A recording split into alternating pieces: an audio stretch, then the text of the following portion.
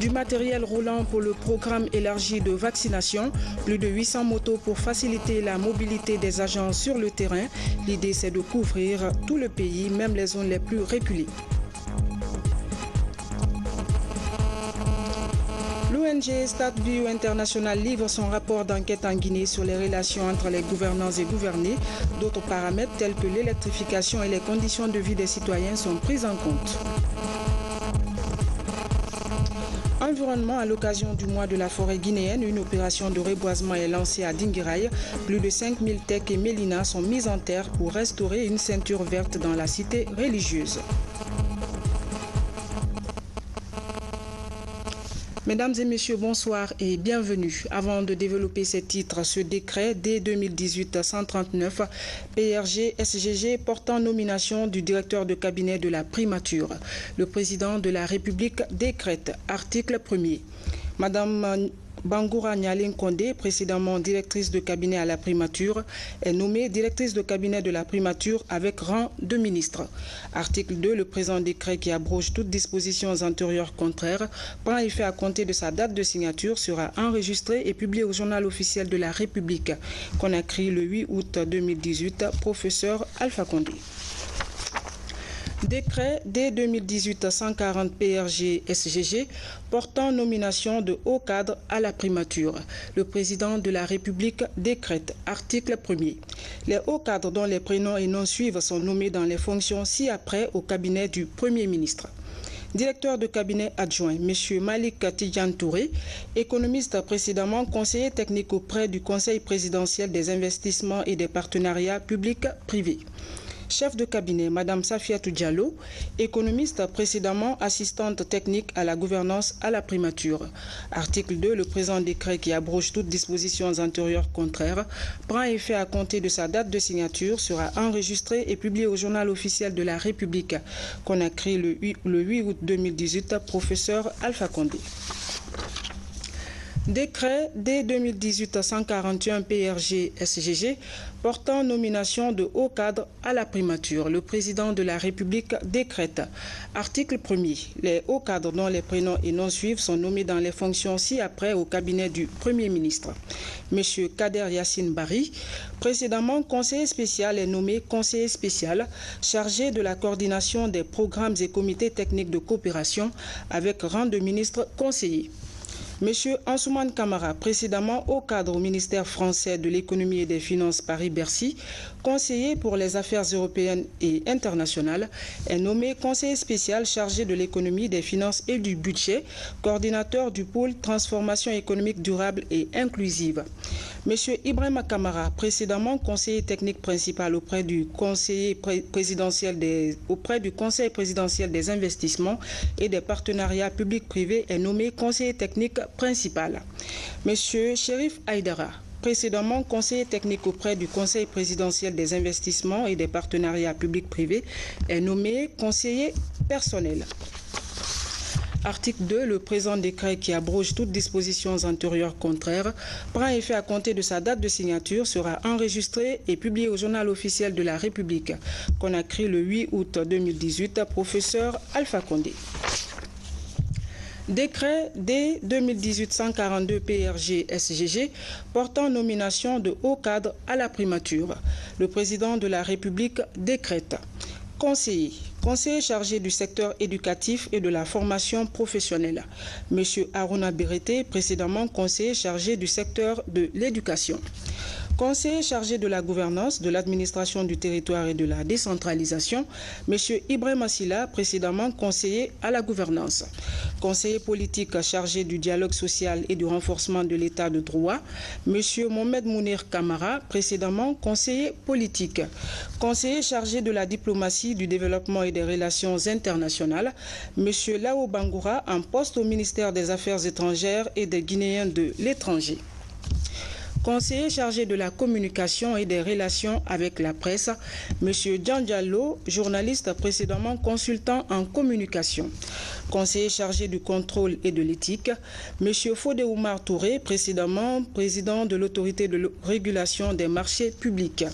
Conseiller chargé de l'énergie et des hydrocarbures, Ibrahima Khalil Touré, ancien directeur du projet de mine Alcoa. Conseiller chargé des affaires fiscalité, de la mobilisation et de la sécurisation des recettes, M. Ibrahim Afana Freddy Kamara, précédemment conseiller chargé des questions fiscales. Conseiller chargé du commerce, du tourisme, de l'hôtellerie et de l'artisanat, M. Boubacar Ba, précédemment conseiller chargé du secteur du commerce extérieur.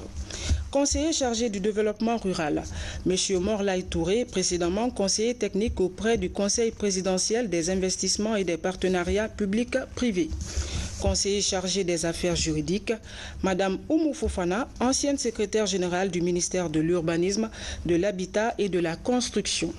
Conseiller chargé de la santé et de l'hygiène publique, Dr Younousa Balo, précédemment conseiller chargé de la santé. Conseiller chargé du secteur privé, des investissements et du partenariat public-privé, M. Sieni Pierre Fofana, précédemment conseiller diplomatique. Conseiller chargé de l'action sociale, des sports et de la culture, M. Mohamed Kondé, économiste, précédemment membre de la cellule suivi-évaluation des projets. Conseiller chargé de l'inclusion, de l'emploi et de l'entrepreneuriat des jeunes et des femmes, Mme Gariatou Diallo, précédemment directrice générale adjointe de l'Agence guinéenne pour la promotion de l'emploi. Conseiller chargé des transports, M. Simon Pierre Camara, précédemment membre de la cellule suivi-évaluation des projets, chargé des secteurs de l'action sociale, de la jeunesse et du sport. Conseiller chargé de l'urbanisme et de l'aménagement du territoire, M. Tiani Yansane, précédemment conseiller chargé des infrastructures. Conseiller chargé des travaux publics, M. Fodé Kaba Diaby, ingénieur génie civil, ancien directeur du Fonds d'entretien routier. Conseiller chargé de l'industrie et des PME, M. Wessou Nabé, confirmé. Conseiller chargé des mines et de la géologie, M. Abdou Karim Silla, précédemment conseiller chargé du secteur des mines.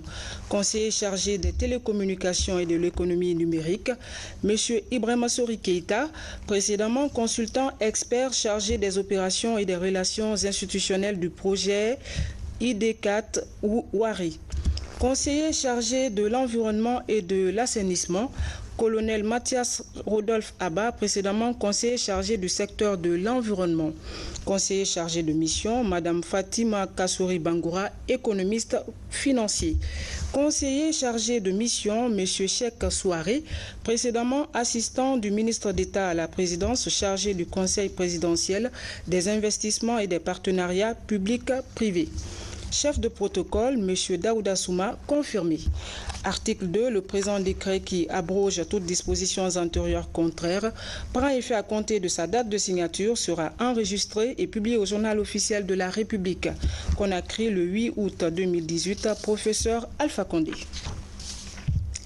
Décret D 2018-143 PRG-SGG portant nomination de cadres à la primature. Le président de la République décrète. Les cadres dont les prénoms et noms suivent sont nommés dans les fonctions ci-après au cabinet du Premier ministre. Service rattaché, secrétaire exécutif du Comité national de lutte contre le sida, Dr Abbas Diakité, confirmé. Établissement public, le directeur général de l'Agence nationale de la gouvernance électronique et de l'informatisation de l'État, M. Mori Kamara, confirmé. Article 2. Le présent décret qui abroge toutes dispositions antérieures contraires prend effet à compter de sa date de signature, sera enregistré et publié au journal officiel de la République. Conakry le 8 août 2018, professeur Alpha Condé. Rencontre entre les acteurs de l'accord politique de 2017 et une équipe d'experts recrutés pour l'audit du fichier électoral. Les deux parties doivent établir un fichier consensuel et fiable. Ce conclave a permis de mieux cerner l'enjeu à travers un partage d'expériences. Mohamed Lamine Kamara pour le compte-rendu. Le suivi de l'accord politique du 12 octobre 2016 continue d'enregistrer des avancées. Après la tenue des élections locales du 4 février dernier, la libération des détenus des manifestations politiques et plusieurs autres points honorés. Les acteurs politiques du dialogue interguinéen reçoivent les experts nationaux et internationaux de l'Union européenne, de l'Organisation internationale de la francophonie et du système des Nations unies. Ils échangent sur l'audit du fichier électoral biométrique national. Ces experts souhaitent travailler dans la transparence pour un nettoyage correct du fichier électoral. Ils s'engagent à respecter le délai prévisionnel de 25 jours. Il faut vraiment être rassuré que le travail qui sera fait sera un travail au service de la République. Et les experts qui ont été retenus sont des experts qui ont une compétence avérée en la matière. Le délai prévisionnel, c'est 25 jours, mais il faut ajouter que si le travail, vu l'allure, venait à se réaliser avant ces 25 jours, c'est la chose la plus souhaitable. Mais au cas où, bien entendu, le travail montre certaines difficultés au point qu'il faut aller au-delà des 25 jours, eh bien cela aussi serait possible. Après l'assainissement de l'actuel fichier électoral, les acteurs politiques devraient s'attendre à un document électoral fiable et adapté à toutes les élections en Guinée. L'audit qui va avoir lieu, qui a regroupé tant d'éminents experts à travers le monde pour venir regarder avec des yeux neutres qu'est-ce qu'il y a dans notre fichier, va consister à faire des recommandations. Et ces recommandations-là, la CENI va les prendre à bras le corps lors de la révision des listes pour corriger cette situation. Nous nous donnerons tous les moyens pour pouvoir exécuter l'ensemble des recommandations qui seront issues du rapport de l'audit. C'est donc un honneur pour nous d'avoir lancé ce matin les travaux de cet audit. Et nous n'avons pas l'ombre du doute quant à l'issue certaine de ce travail. En témoigne l'engagement de la CENI, en témoigne l'engagement des acteurs politiques également, mais aussi la qualité des experts que nous avons aujourd'hui avec nous sur ce dossier. L'audit du fichier électoral reste un acquis majeur dans le processus électoral de la Guinée. À travers cette volonté des membres du comité de suivi de l'accord politique et le respect des engagements pris par les différents acteurs, l'espoir est permis dans les prochains jours de voir les acteurs politiques honorer le reste des points de l'accord consensuel du 12 octobre 2016. Un mot de santé, comment faciliter la vaccination en province? Les partenaires accompagnent le gouvernement dans ce projet. Un appui logistique est apporté au programme élargi de vaccination. L'idée, c'est de couvrir tout le pays, même les zones les plus enclavées. Reportage Abraham Christophe Conté, Daouda Tabansila.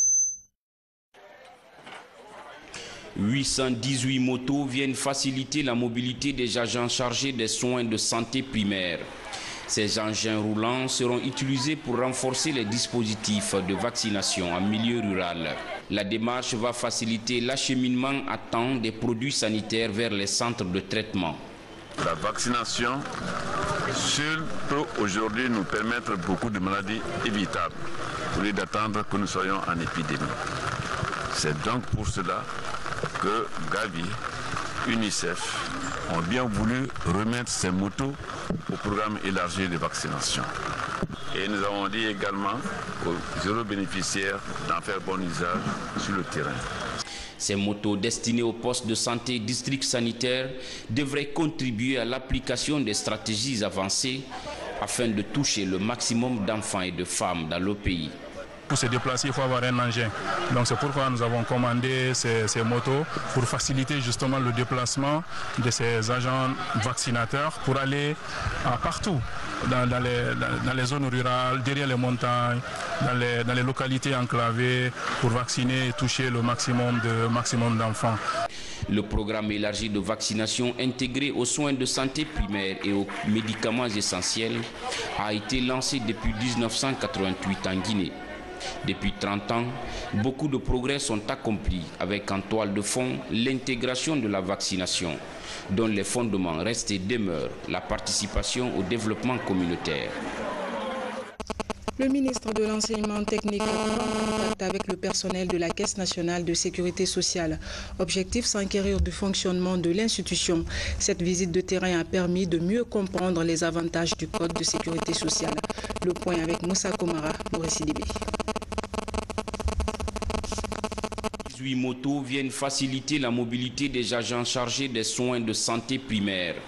Ces engins roulants seront utilisés pour renforcer les dispositifs de vaccination en milieu rural. La démarche va faciliter l'acheminement à temps des produits sanitaires vers les centres de traitement. La vaccination seule peut aujourd'hui nous permettre beaucoup de maladies évitables, au lieu d'attendre que nous soyons en épidémie. C'est donc pour cela que Gavi, UNICEF ont bien voulu remettre ces motos au programme élargi de vaccination. Et nous avons dit également aux heureux bénéficiaires d'en faire bon usage sur le terrain. Ces motos destinées aux postes de santé district sanitaire devraient contribuer à l'application des stratégies avancées afin de toucher le maximum d'enfants et de femmes dans le pays. Pour se déplacer, il faut avoir un engin. Donc c'est pourquoi nous avons commandé ces motos pour faciliter justement le déplacement de ces agents vaccinateurs pour aller partout, dans les zones rurales, derrière les montagnes, dans les localités enclavées, pour vacciner et toucher le maximum d'enfants.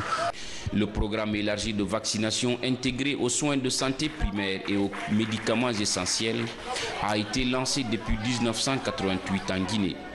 Depuis 30 ans, beaucoup de progrès sont accomplis avec en toile de fond l'intégration de la vaccination, dont les fondements restent et demeurent la participation au développement communautaire. Voilà, c'était la remise de motos au programme élargi de vaccination. Et puis, je reviens sur cet élément. Le ministre de l'Enseignement technique prend contact avec le personnel de la Caisse nationale de sécurité sociale. Objectif, s'enquérir du fonctionnement de l'institution. Cette visite de terrain a permis de mieux comprendre les avantages du Code de sécurité sociale. Le point avec Moussa Komara, Maurice Dibé.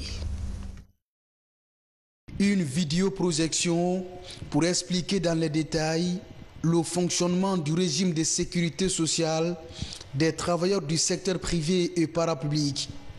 Le ministre de l'Enseignement technique, de la formation professionnelle, de l'emploi et du travail veut bien cerner toutes les prestations offertes par la Caisse nationale de sécurité sociale à ses assurés sociaux. De la branche maladie à ceux de la pension sociale en passant par les prestations familiales, les formes et l'assiette de cotisation, rien n'a été occulté. Lorsque vous voyez le grand bâtiment, ce grand immeuble qui a été construit sur la base des cotisations des travailleurs, et aujourd'hui dire qu'on a un manque de place là-dedans, vous ne pouvez pas le comprendre.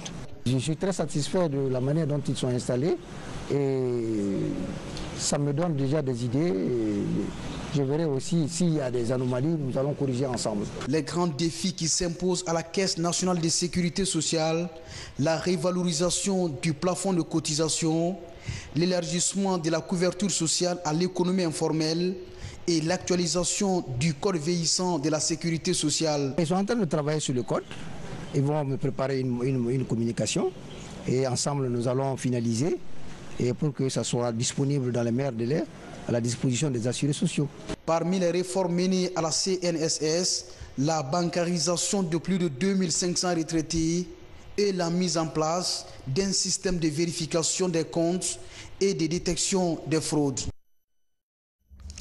Justice, un stage pour former l'administration pénitentiaire dans la prise en charge des détenus. Plusieurs greffiers de prison y prennent part pour renforcer leurs connaissances. La formation va durer 3 jours. Compte rendu, Karnoun Sabah. À Kindia, plus d'une vingtaine de greffiers de prison venus des 4 régions du pays et de la zone spéciale de Conakry échangent sur le renforcement des capacités professionnelles. La rencontre vise à améliorer la qualité du service public dans les prisons pour un meilleur respect des droits des détenus. Nous n'avons pas de données mises à jour au sein des prisons. Et au niveau de la Direction nationale de l'administration pénitentiaire, du ministère de la Justice, lorsque nous avons besoin de données relatives à une prison, il est difficile de les obtenir. Et pourtant, ce sont ces greffiers-là qui sont chargés de jouer ce rôle. C'est pour cette raison que nous avons voulu les former au métier de greffier, renforcer leur capacité sur le travail à faire, la collecte, le traitement des données dans une prison, la remontée des données et la mise à leur disposition d'outils simplifiés à utiliser pour la collecte de ces données. Cette formation devra aider les greffiers de prison à disposer d'une base de données régulièrement alimentée et mise à jour des personnes en détention. Au niveau des greffiers, par exemple, des prisons, c'est le cœur des prisons. Toute l'administration, c'est là-bas. Toutes les documentations, c'est là-bas. Toutes les statistiques, c'est là-bas. Alors, si ceux-ci ne sont pas bien formés, c'est extrêmement grave.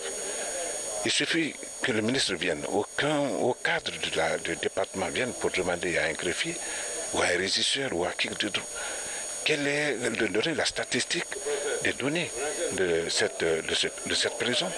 Alors ça doit couler. Donc il faut la formation, il faut outiller.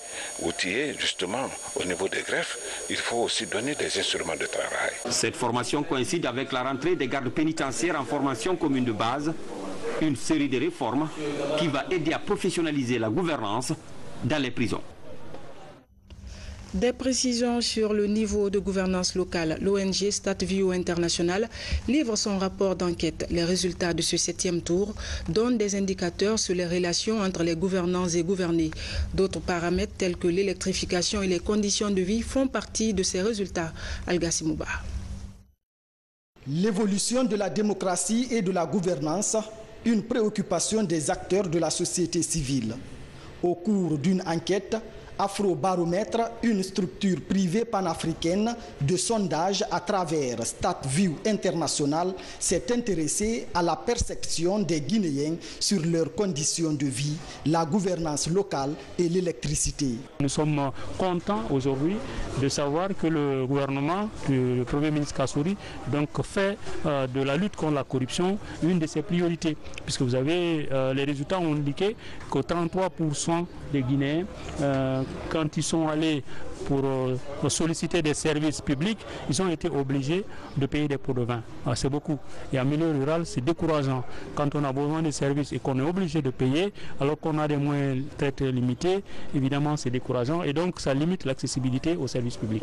Ces enquêtes de ce 7e tour d'Afrobaromètre sont menées sur 1200 adultes de la Guinée. Je crois que Afrobaromètre doit soit trimestriellement ou semestriellement, déposer son rapport au niveau du gouvernement qui va permettre au gouvernement de poser des actes, de prendre des dispositions nécessaires en vue d'améliorer les conditions de vie de sa population. C'est un devoir. Afrobaromètre est un réseau de recherche panafricain qui mène des enquêtes d'opinion publique sur plusieurs sujets comme la démocratie et la gouvernance économique. Une façon de donner la parole aux sans-voix. La problématique des finances islamiques, les cadres de l'ONFPP, Office national de formation et de perfectionnement professionnel, sont en stage. Les cours pratiques sont donnés par une équipe de la Banque islamique de Guinée. Les détails avec Komara Moussa. Le concept est nouveau en Guinée, mais il a déjà pris son envol dans certains pays de l'Afrique il y a quelques années. Il s'agit de la finance islamique, une discipline transparente qui repose sur des activités bancaires conformes à la loi coranique, à savoir la charia. La finance islamique est une finance qui est venue s'ajouter à la finance conventionnelle, mais avec une certaine spécificité, notamment au niveau de l'accompagnement et au niveau de partenariat. Nous avons le produit de partenariat où la banque donne de l'argent à un client, le client va travailler avec et la banque serait rémunérée sur le résultat. Alors que dans le conventionnel, on vous donne un prêt dont le capital est garanti ainsi que les intérêts. Dans la finance islamique, notamment dans le produit Moudar, le capital n'est pas garanti et éventuellement la banque est rémunérée sur le produit qui va résulter de l'activité. La finance islamique est essentiellement fondée sur l'équité dans les transactions commerciales. Les interdits comme le prêt à intérêt, le placement à intérêt, l'épargne rémunérée à intérêt, l'escompte bancaire et les rapports entre la banque islamique et la banque centrale seront passés au crible. Nous avons comme priorité au niveau de tout le groupe de pouvoir offrir des produits islamiques pour prendre en compte les préoccupations des clients. Au terme de cette formation de 5 jours, la performance de la banque va être renforcée.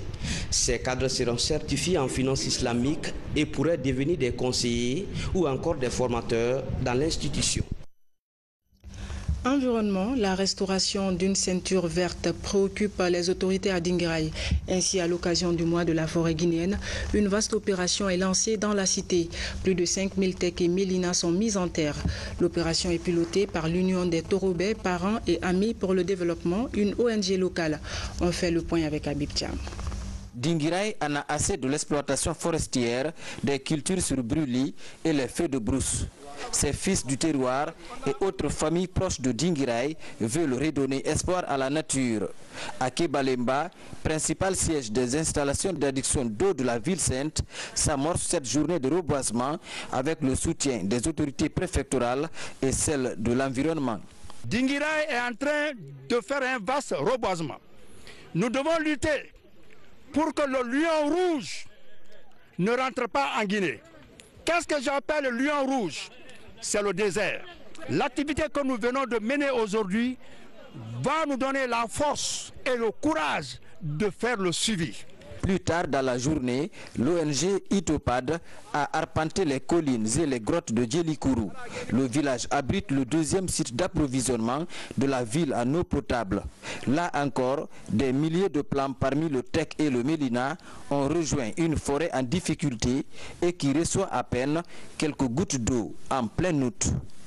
Ça va vraiment couvrir entièrement les cours d'eau et protéger le cours d'eau pour d'éventuels cas de sécheresse. Et là, il a montré un patriotisme, parce qu'il n'est pas le seul de Dinguiraye à Conakry, mais il a été le seul à avoir eu l'initiative de faire de telles actions. L'opération est tout simplement un signal envers la communauté, renforcé par la promesse d'un suivi permanent de ce projet de restauration de la nature. El Haj Bailali dit s'acquitter d'une mission urgente.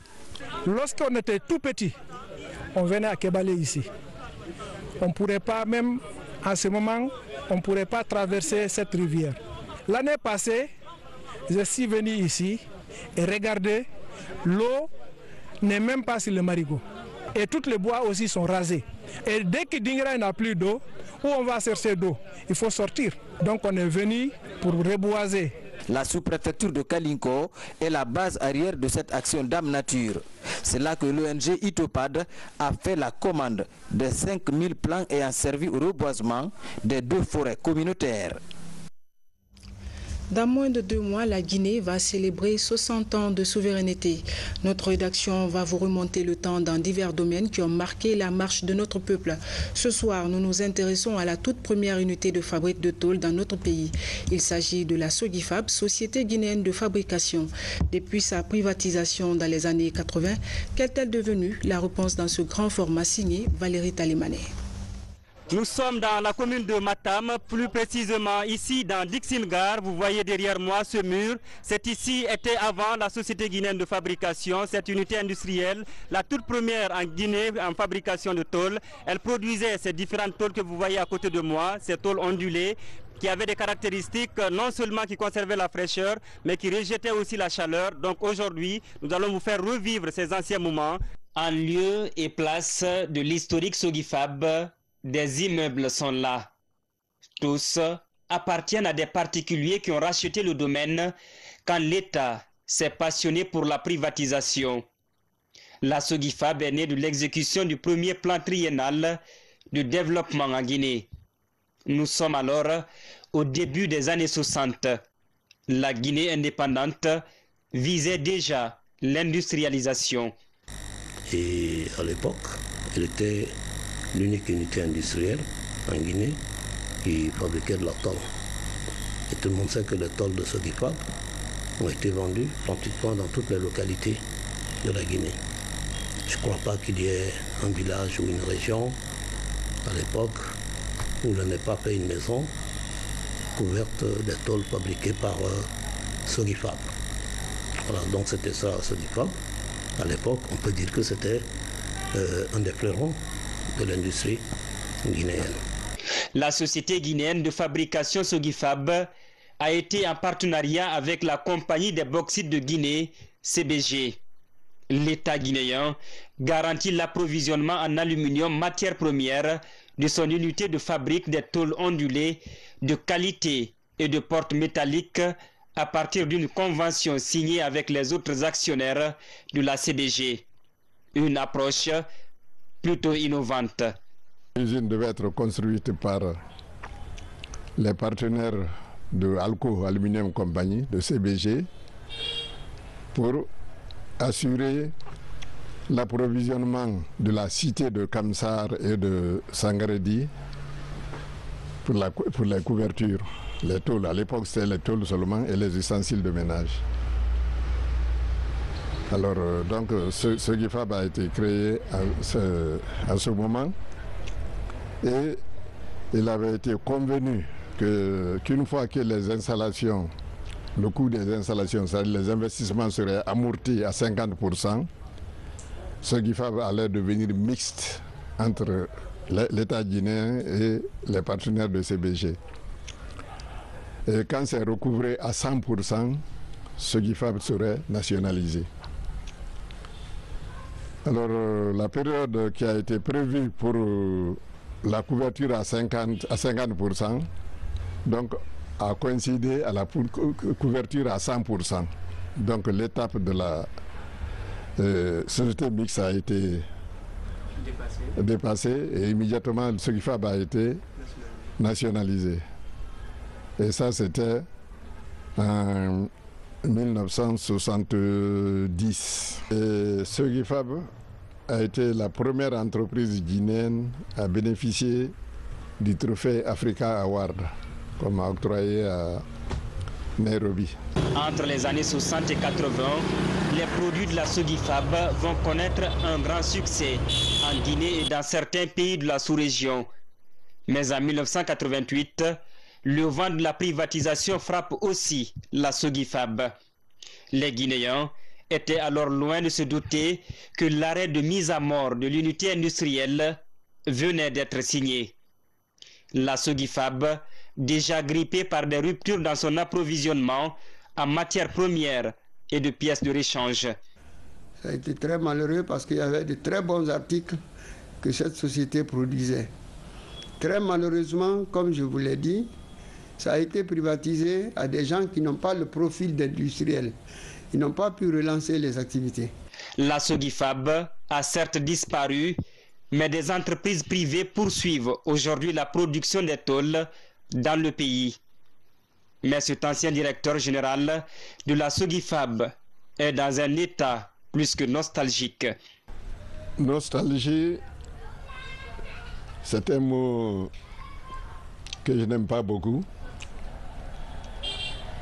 Parce que moi je dirais simplement, et je l'ai souvent dit, mieux vaut ne pas savoir que de savoir. Parce que quand tu sais les choses, c'est de l'amertume plutôt. C'est plutôt de l'amertume.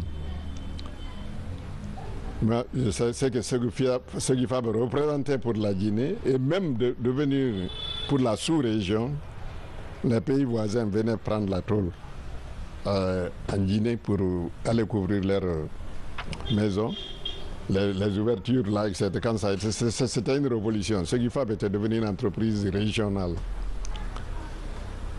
Alors, quand j'ai vu qu'on a bradé tout ça là, d'une façon vraiment, ça me fait mal.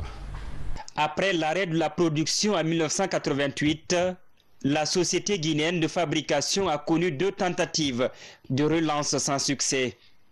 Des privés étaient à l'initiative. Depuis, plus aucune manifestation d'intérêt.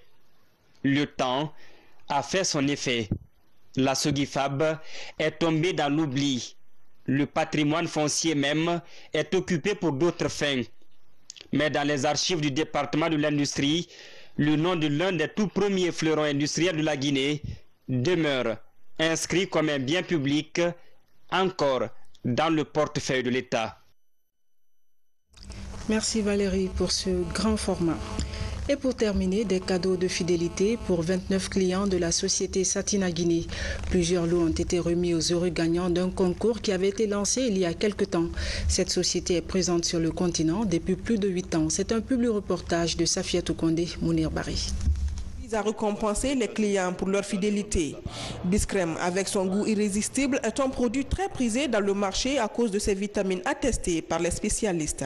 Ces consommateurs bénéficient désormais de divers cadeaux pour stimuler l'envie de participer à la tombola.